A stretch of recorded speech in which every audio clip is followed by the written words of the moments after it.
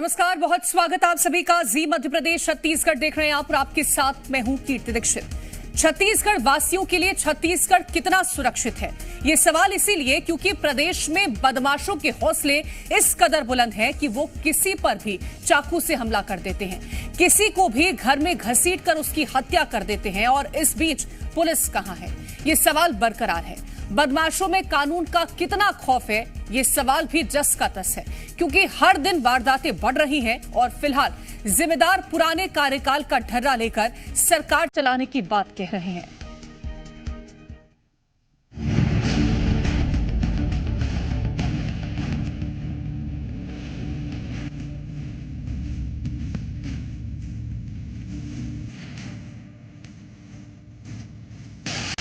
अब तो छत्तीसगढ़ की कानून व्यवस्था बदतर हो चुकी है। छत्तीसगढ़ को इस अपराध मुक्त, नशा मुक्त करने का प्रयास विष्णुदेव साय जी की सरकार कर रही है।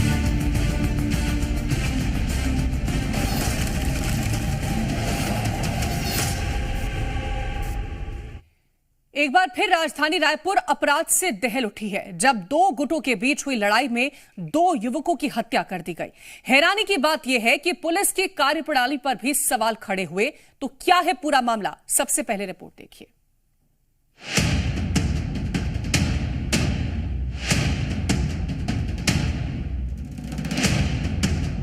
छत्तीसगढ़ की कानून व्यवस्था फिलहाल किस दिशा में जा रही है और ये कितनी दुरुस्त है, इस बात का अंदाजा इसी बात से लगाया जा सकता है कि यहाँ हर दिन लूट, हत्या, दुष्कर्म जैसी वारदातें आम हो गई हैं। शायद ऐसा कोई दिन हो जिस दिन प्रदेश से चाकूबाजी, लूटपाट और हत्या जैसी वारदातें सामने ना आई हो।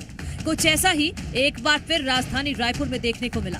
इस वारदात ने एक बार फिर कानून व्यवस्था को सवालों के कटघरे में लाकर खड़ा कर दिया है। राजधानी रायपुर में दो गुटों के बीच हुए गैंग वॉर के बाद डबल मर्डर से क्षेत्र में हड़कंप मच गया।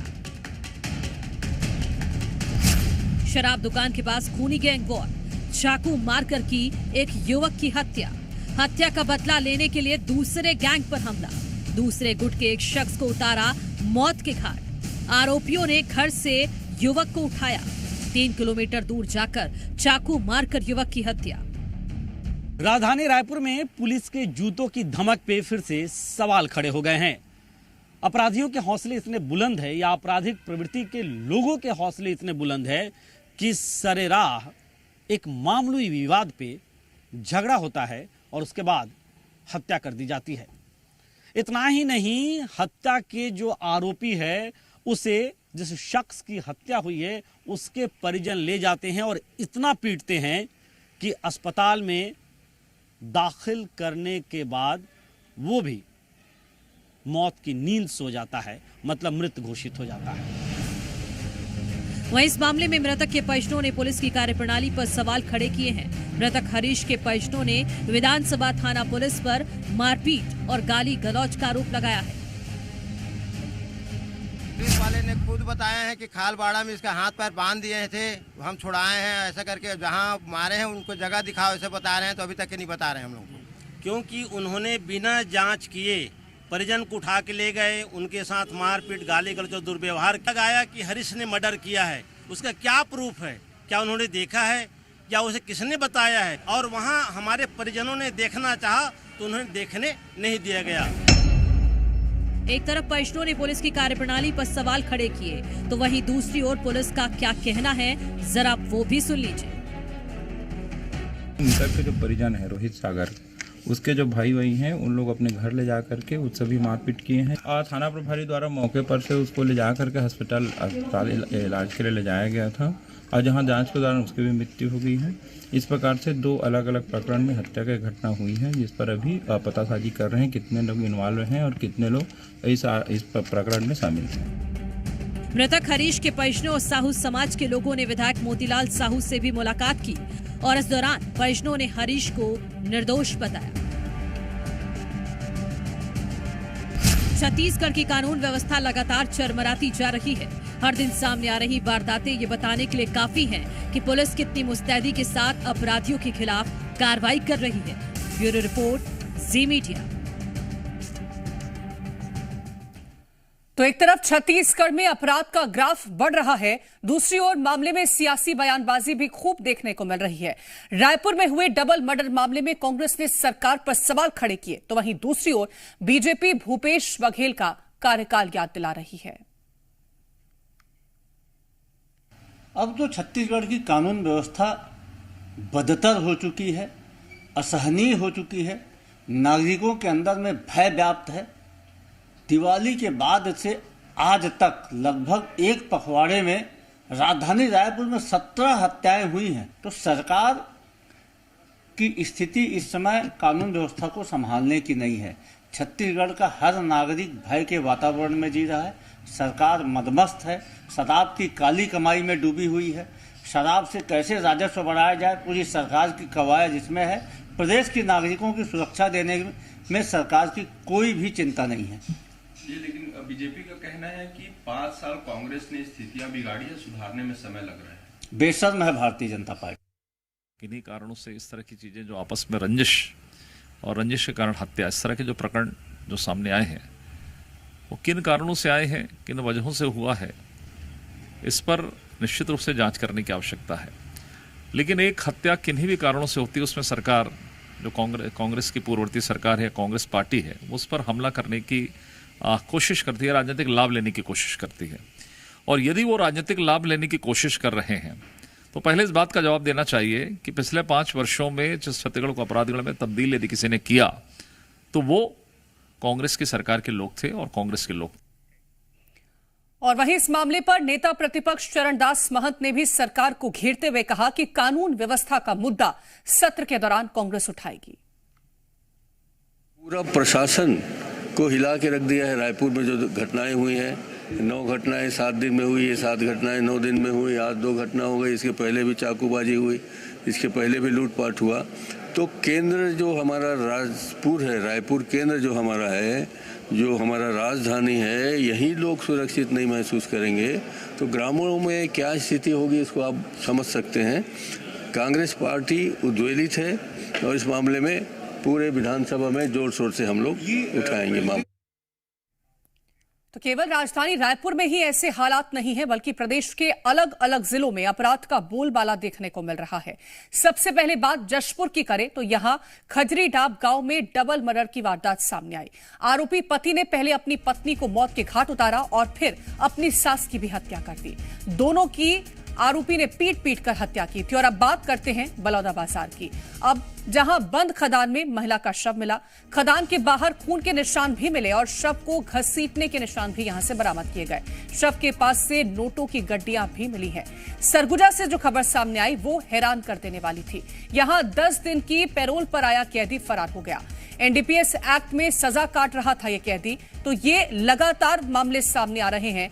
अब रायपुर में जिस तरह से घटनाएं सामने आ रही हैं, जशपुर में जिस तरह से घटनाएं सामने आ रही हैं, उसको लेकर के अपडेट ले लेते हैं। राजेश निषाद हमारे साथ रायपुर से हैं, शिव प्रताप हमारे साथ जशपुर से जुड़ गए हैं। राजेश, डबल मर्डर की जो वारदात सामने आई है उसने हर किसी को चौंकाकर रख दिया है। आरोप परिजन पुलिस पर भी लगा रहे हैं, जिसकी शिकायत लेकर के विधायक के पास भी पहुंचे थे। अभी इस पूरे मामले को लेकर के क्या अपडेट सामने आया? को पुलिस द्वारा संदेहियों को हिरासत में लिया गया है और उनसे पूछताछ की जा रही है। लेकिन देखिए, एक नई जानकारी ये निकल के आ रही है कि अभी साहू समाज के लोग आमा सिवनी इलाके में जो विधानसभा रोड है वहां पे चक्का जाम करके वो बैठ चुके हैं, धरने पे बैठ गए हैं और सीधे तौर पे आरोप लगा रहे हैं कुछ पुलिसकर्मी हैं जिनके द्वारा दुर्व्यवहार किया गया है हरीश, जो मृतक हरीश है, उनके पिताजी के साथ, उनके परिजनों के साथ। तो उन तमाम मसलों को लेकर के आमा सिवनी के पास अब ये लोग चक्का जाम करके बैठ चुके हैं, जिन्हें भारी संख्या में पुलिस बल भी मौके पे तैनात है और लोगों को समझाने की कोशिश की जा रही है। लेकिन देखिए, जिस तरह से ये डबल मर्डर की घटना निकल के सामने आई है उससे पूरी राजधानी रायपुर कहीं ना कहीं सहमी हुई है और पुलिस को लेकर के भी सवाल इसलिए खड़े हो रहे हैं क्योंकि जब रोहित की शराब के दुकान के पास हत्या कर दी जाती है हरीश और अन्य साथियों के द्वारा, उसके बाद रोहित के जो साथी हैं वो बकायदा हरीश को ढूंढ निकालते हैं, जबकि पुलिस वहां पे मृतक की डेड बॉडी लेकर के पोस्टमार्टम के लिए भेज दी रहती है। पुलिस पर भी सवाल उठने लगे हैं। अब क्या आगे की कार्रवाई रहती है वो तो हम देखेंगे। मैं लौटूंगी आपके पास। शिव प्रताप हमारे साथ जशपुर से हैं। शिव प्रताप, यहां पर भी डबल मर्डर का मामला देखने को मिला, सास और पत्नी की हत्या का मामला देखने को मिला। लगातार मामलों में इस तरह से वृद्धि देखने को मिल रही है, जिसको लेकर के पुलिस प्रशासन पर सवाल उठ रहे हैं। जी बिल्कुल, जिस तरह का मामला जशपुर से निकल करके आया है, जहां एक आरोपी ने अपनी पत्नी और अपनी सास के ऊपर लाठी डंडे से वार कर उनकी हत्या कर दी, इससे पुलिस प्रशासन के ऊपर भी सवालिया निशान खड़े करते हैं। हालांकि ये जो पूरा मामला था, इसमें आपसी रंजिश का नहीं कहा जा सकता, क्योंकि इनका जो घरेलू विवाद था उसकी वजह से पति पत्नी के बीच में विवाद हुआ और मारपीट होने लगा। इस बीच में जब आरोपी की सास बीच बचाव करने आई तो आरोपी ने उसके ऊपर भी लाठी डंडे से ताबड़तोड़ प्रहार कर दिया और जिसके बाद उन दोनों की मौके पर ही मौत हो गई थी। फिलहाल इस पूरे मामले में पत्थलगांव पुलिस और कोतबा की पुलिस ने जाकर के जांच की और आरोपी को आज गिरफ्तार कर लिया है और उसे न्यायिक हिरासत में फिलहाल जेल भेज दिया गया है। जी बिल्कुल, तो न्यायिक हिरासत में जेल भेज दिया गया है। हमारे साथ राजीव शर्मा जी जुड़ गए हैं, रिटायर्ड एएसपी हैं। बहुत स्वागत है राजीव शर्मा जी आपका। राजीव शर्मा जी, लगातार अगर हम छत्तीसगढ़ के हालातों को देखें और लगातार बढ़ता क्राइम ग्राफ देखें तो वो सवाल खड़े करता है और कहीं ना कहीं पुलिस पर भी सवाल उठते हैं कि आखिरकार इस तरह से जो वारदातें सामने आई हैं, बीते कई दिनों में चाकूबाजी की वारदातों में बहुत ज्यादा वृद्धि देखने को मिली है और ताजा हालात तो आप खुद देख रहे हैं। हाँ, निश्चित रूप से अभी वारदातों में काफ़ी वृद्धि हुई है, इससे पुलिस की छवि के ऊपर भी प्रभाव पड़ा है। लेकिन देखिए, बढ़ती हुई आबादी है, शहरीकरण है और इस तरफ पुलिस को भी ध्यान देना पड़ेगा। पुलिस की जो बेसिक पुलिसिंग है, अभी जो बेसिक पुलिसिंग जिन कानून नियमों के आधार पर अपन करते हैं उसमें भी थोड़ी सी लापरवाही होती है। जैसे कि अभी जो कल की घटना हुई है, डबल मर्डर हुआ है, उसमें कहीं ना कहीं पुलिस की कमी पाई गई, तत्काल घटना स्थल पे नहीं पहुंच पाए या घटना को रोक नहीं पाए। तो पुलिस का रिएक्शन, खासकर छोटी छोटी जो कई बार रिपोर्टें आती हैं थाने में, जो सामान्य तौर पे देखने में आती हैं, जो बाद में बड़ा रूप ले लेती हैं। छोटे छोटे झगड़े होते हैं या घरेलू झगड़े होते हैं जिसके ऊपर पुलिस सामान्य तौर पर ध्यान नहीं देती है या जांच नहीं करती है।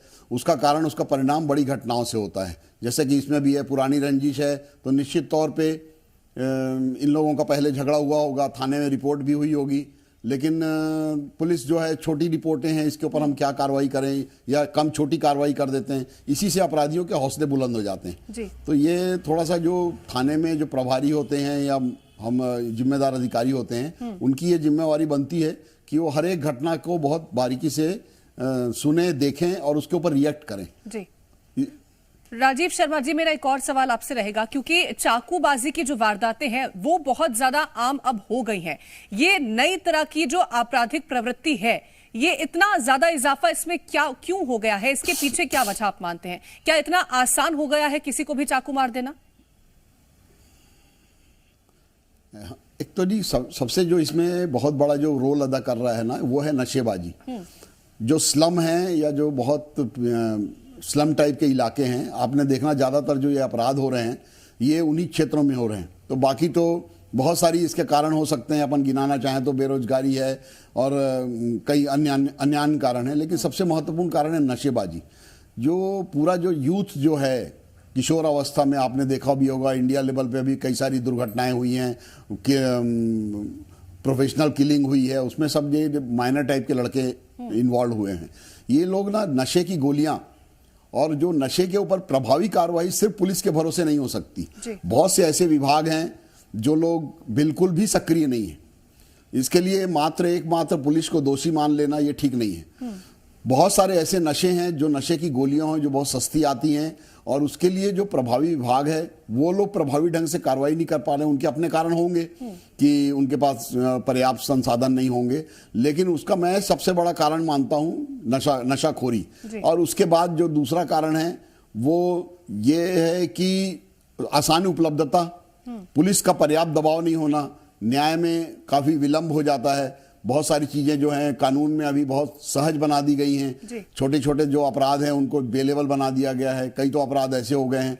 तो ये सब मिला के जो बड़ी जगह पे है वहाँ बहुत क्राइम होता है। छोटी जगह के लिए तो ठीक है, लेकिन जो आदतन अपराधी हो जाते हैं, आदतन अपराधियों का रिकॉर्ड बिल्डिंग पुलिस के पास होना चाहिए ताकि उनके ऊपर और प्रभावी ढंग से कार्रवाई की जा सके। तो ये बहुत सारे जो मैंने बताया बेसिक पुलिसिंग में कमी आई है। उसका कारण जो है वो बहुत सारी परिस्थितियां, बेसिक पुलिसिंग में कमी है और इस वजह से पुलिस पर भी सवाल उठते हैं, प्रशासन पर भी सवाल उठते हैं। शैलेंद्र बघेल हमारे साथ जुड़ गए हैं। शैलेंद्र, क्योंकि हम छत्तीसगढ़ की जब बात कर रहे हैं, लगातार आपराधिक मामलों में वृद्धि देखने को मिली है, अभी ताजा हालात क्या बने हुए हैं? ये बता दें कि बलरामपुर है जो छत्तीसगढ़ के सीमा बसा हुआ है, वहां से झारखंड चालू, तो झारखंड, उत्तर प्रदेश और एमपी लगता है, 3 राज्यों सीमा से लगा हुआ है बलरामपुर जिला। और बलरामपुर में देखें एक के बाद एक घटना सामने आ रही है। अभी आपने कुछ दिन पहले की बात है, जो एक स्वास्थ्य कर्मचारी थे जो पुलिस कस्टडी में उसकी डेथ हो गई थी, जिसके लिए काफी हंगामा हुआ था। वो मामला अभी शांति नहीं हुआ था कि दूसरा मामला निकल गया, 3 मानव कंकाल मिल गए। और मानव कंकाल जो थे वो गुमशुदा थे, जो परिजन थे वो करीब 2 महीने से घर से लापता थे और पुलिस लगातार तलाश, लेकिन अचानक से खेत में कंकाल मिला। फिर बाद में पुलिस ये एक आरोपी को पेश करती है और ये दावा करती है कि वो प्रेम प्रसंग का मामला था और ला के उसको यहाँ पे काट दिया और यहाँ पे।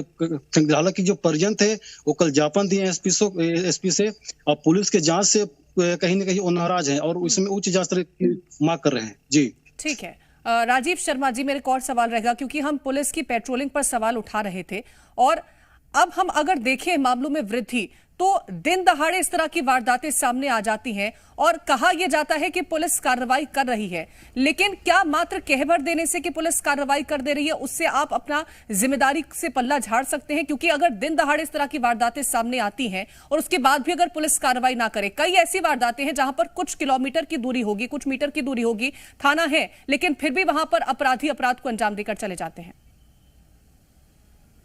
बिल्कुल सही है। देखिए इसमें क्या है, अपराध मुख्य रूप से अगर अपन अपराध को समझना चाहें तो अपराध मुख्य रूप से 2 प्रकार के हैं। एक तो है आदतन अपराध है जिसको पुलिस रोक सकती है, रोकने का प्रयास कर सकती है, रोक सकती है, या अपराध होने के बाद बहुत अच्छे से उसकी जांच, संतोषजनक जांच कर सकती है। एक तो इस किस्म के अपराध हो जाते हैं। दूसरा अपराध ऐसा होता है जिसको रोकना बहुत मुश्किल है। अगर हम सोचें कि हर अपराध को पुलिस रोक ले तो ये ईश्वर की बनाई व्यवस्था के ऊपर प्रश्न चिन्ह लगाना होगा। जिन अपराधों के ऊपर जहां तक जांच का प्रश्न है, ये मैं बिल्कुल इस बात को मानूंगा, जो परसेंटेज जो है कन्विक्शन के काफ़ी कम हो गए हैं, पुलिस की जांच प्रभावित है, पुलिस की ट्रेनिंग में बहुत कमी आई है। बेसिक पुलिसिंग जैसे मैंने आपको बताया, लोगों की अपने जांच से संतुष्ट करना, हमारे यहाँ ये कहावत भी है कि लोगों को संतुष्ट करना ये पुलिस का बहुत बड़ा काम है। आपको सिर्फ काम नहीं करना है, काम करते दिखना भी है और उसका इम्पैक्ट भी समझ में आना चाहिए। थानों के सामने वारदात हो जाती है तो ये कभी कभी इत्तफाकिया वारदात हो जाती है थाने के पास, वो एक अलग विषय है। लेकिन अगर ये बार बार हो रही है जैसा कि अभी वर्तमान समय में हो रहा है, इसका मतलब ये है कि पुलिस का जो दबाव है वो समाज के ऊपर या अपराधियों के ऊपर जैसा पड़ना चाहिए वैसा नहीं पड़ रहा है। तो इस विषय में हमारे पूरे डिपार्टमेंट को ये सोचना पड़ेगा, नीचे से ऊपर तक, कांस्टेबल से लेके जो जमीनी लेवल के जो अधिकारी हैं, जो क्राइम को रोकने के लिए जो व्यवस्था हमारी बनी हुई है, हर आदमी के चिंतन में इस बात को आना चाहिए कि भाई आखिर थाने के पास अगर वारदात हो रही है, अगर पुलिस का उतना भी दबाव नहीं है, और पुलिस का दबाव नहीं होने का सबसे बड़ा कारण यही है कि प्रोफेशनल इफिशियंसी की कमी, लोगों में अपनी क्षमता की कमी आ गई है और ये सबसे बड़ी बात है। इनको बिल्कुल, और इस वजह से अपराधियों में पुलिस का खौफ भी खत्म होता हुआ नजर आ रहा है, जिस वजह से क्राइम रेट में इतना ज्यादा इजाफा देखने को मिला। बहुत शुक्रिया फिलहाल आप सभी का हमारे साथ जुड़ने के लिए।